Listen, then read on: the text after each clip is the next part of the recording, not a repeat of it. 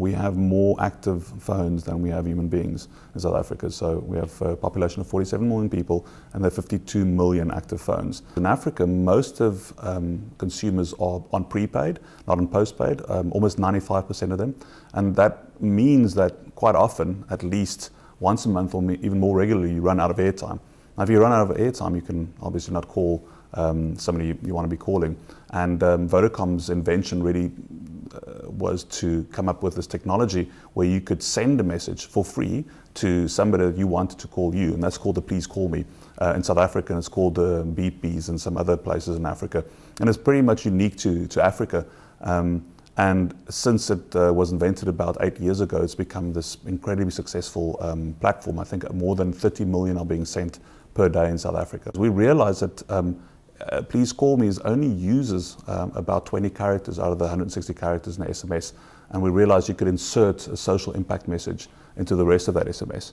And that really was our innovation. And we started talking to the network operators to insert those social impact messages. There were some reservations from the network operators. They'd only been thinking of using these to drive revenues, and for them to contemplate using these messages for social impact was quite unusual. Please Call Me's in their rawest form don't generate a profit for the network operator, yet by providing the free message to the end user, which has got a valuable message, it is still a Please Call Me, so somebody is still calling back at the tail end of that message, which generates revenue for the network operator.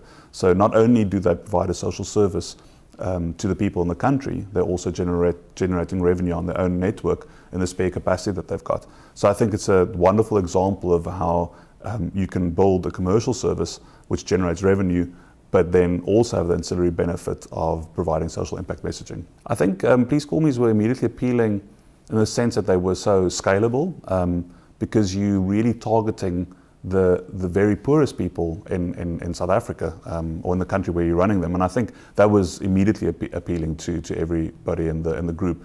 There were some concerns. You're stuck with 140 characters. It's hard to get a compelling message into 140 characters, including spaces. To get the project rolling, we had to integrate with the network operator infrastructure, and we had to make sure that the messages would be scheduled properly.